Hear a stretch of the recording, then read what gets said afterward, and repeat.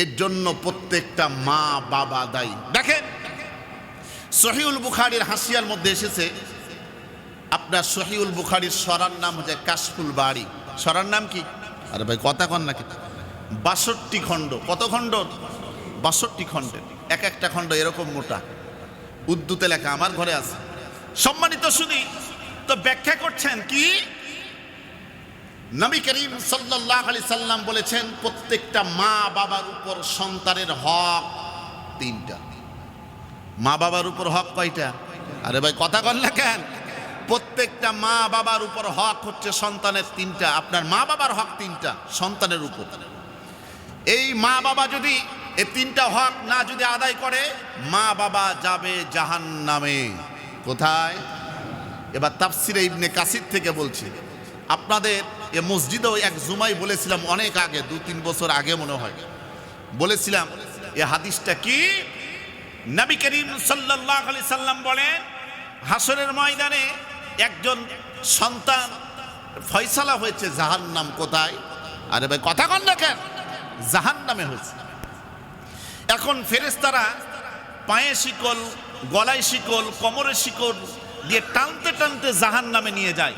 বারবার পিছনের দিকে তাকায়, বারবার পিছনে তাকায়, বারবার পিছনে তাকায়। আল্লাহ বলে, ও আমার বান্দা, বারবার তুমি পিছনের দিকে তাকাও কেন? এই বান্দা বলে, আল্লাহ আমি এই জন্যে বারবার পিছনের দিকে তাকাই, আমার মা বাবা দুনিয়ার জমিনে, তা আমার মা বাবার ইচ্ছা ছিল আমাকে বড় অফিসার বানাবে, বড় ডিগ্রিধারী বানাবে, আমাকে বড় শিল্পপতি বানাবে, আমাকে বড় ব্যবসায়িক বানাবে, আমাকে এরকম ভাবে বড় আপনার অফিসার বানাবে, ডিসি বানাবে, এসপি বানাবে, ডিআইজি বানাবে, এরকম ভাবে বড় ইঞ্জিনিয়ার বানাবে, আমাকে বড় নেতা বানাবে। আমার মা বাবা এই পথে, এই রাস্তায় দুনিয়ার জন্য আমাকে অনেক চেষ্টা করেছে, কিন্তু আমার মা বাবা আমাকে বলে নাই। ছোটতে কোরআন সুন্নাহ ভিত্তিক যে 3টি হক আছে, এই 3টি হক আমার মা বাবা আদায় করে নাই। আমার মা বাবা আমাকে সাথে করে নামাজ পড়ায় নাই। আমার আব্বা আমাকে মসজিদের মধ্যে আমাকে নিয়ে যায় নাই। আমাকে নবী করিম সাল্লাল্লাহু আলাইহি সাল্লাম সুন্নতে নববীর যে পোশাক, আমল, আখলাক, এগুলো আমাকে শিক্ষা দেয় নাই।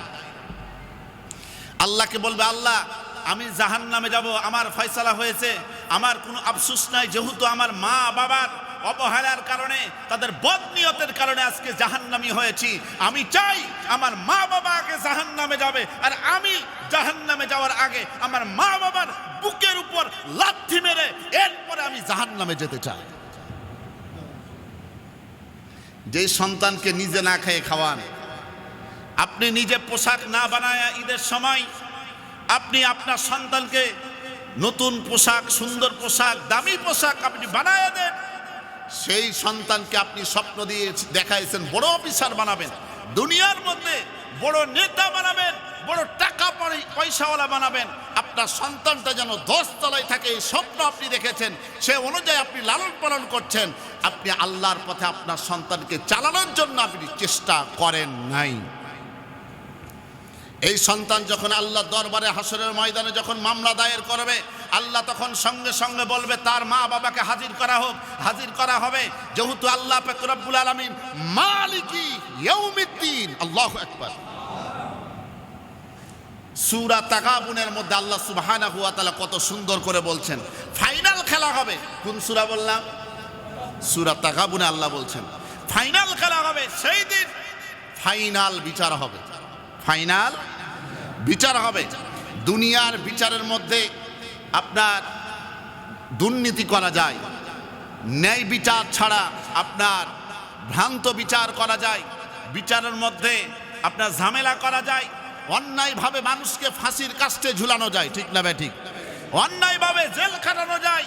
কিন্তু হাসরের ময়দানে এই কারচুপি, এই ঘুষ, দুর্নীতি চলবে না।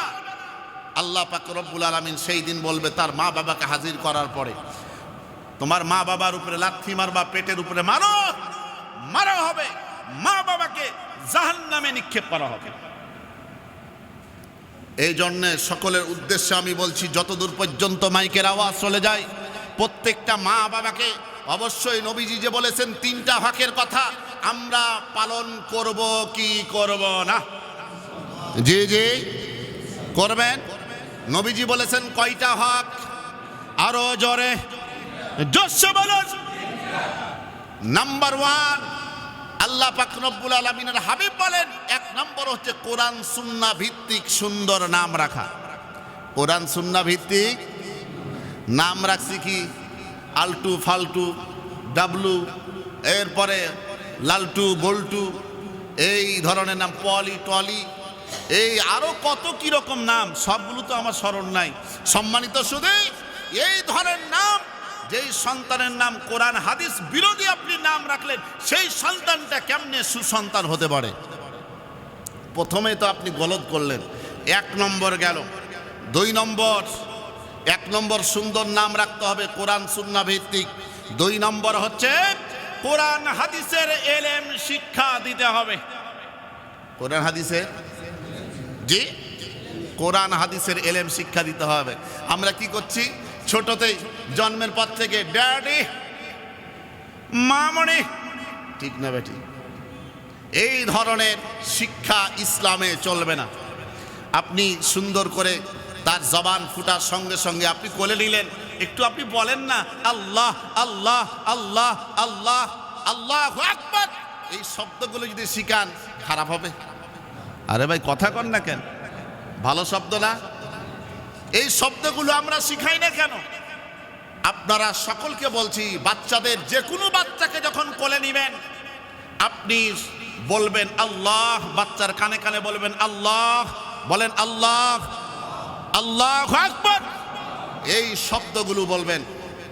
পারলে বলবেন লা ইলাহা ইল্লাল্লাহু ওয়াহদাহু লা শারীকা লাহু লাহুল মুলকু ওয়া লাহুল হামদু ওয়া হুয়া আলা কুল্লি শাইইন কাদির, এই শব্দগুলো বলবেন। পারলে বলবেন আল্লাহু আকবার আল্লাহু আকবার লা ইলাহা ইল্লাল্লাহু আল্লাহু আকবার আল্লাহু আকবার ওয়ালিল্লাহিল হামদ, এগুলো পড়বেন। এরপরে বাচ্চার কানে কানে পড়বেন লা ইলাহা ইল্লাল্লাহু মুহাম্মাদুর রাসূলুল্লাহ। পারবো না ইনশাআল্লাহ? তাহলে কি হবে? বাচ্চার কানে কানে যখন বলবেন, এই বাচ্চাটা সর্বপ্রথম কোরআন হাদিসের এলেম যে তার কানের মধ্যে, হৃদয়ের মধ্যে ঢুকলো, এই সন্তানটা কখনো নাস্তিক হতে পারে না। আল্লাহর নবী বলছেন, একটা বাচ্চার, একটা মানুষের, ছেলে মেয়ে যেই হোক, হুঁশ হওয়ার পর থেকে তাকে ক্বালা রাসূলুল্লাহি সাল্লাল্লাহু আলাইহি ওয়াসাল্লাম তলাবুল ইলমি ফরিদাতুন আলা কুল্লি মুসলিম, প্রত্যেক মুসলমান নর নারীর উপর দ্বীনি এলেম, কোরআন হাদিসের এলেম শিক্ষা অর্জন করা আল্লাহ পাক রব্বুল আলামিন ফরজ করেছেন। নামাজ পড়া যেমন ফরজ, কোরআন হাদিসের এলেম শিক্ষা অর্জন করা ফরজ। যাকাত দেওয়া যেমন ফরজ, কোরআন হাদিসের এলেম অর্জন করা তেমন ফরজ। রোজা, রমজান মাসের রোজা রাখা যেমন ফরজ, তেমনিভাবে কোরআন হাদিসের এলেম অর্জন করা তেমন ফরজ। ও মুসলমান ভাইরা, ঈদের এরকমভাবে জুমা বারের দিন জুমার নামাজ আদায় করা যেমন ফরজ, তেমনিভাবে আপনার কোরআন হাদিসের এলেম অর্জন করা ফরজ।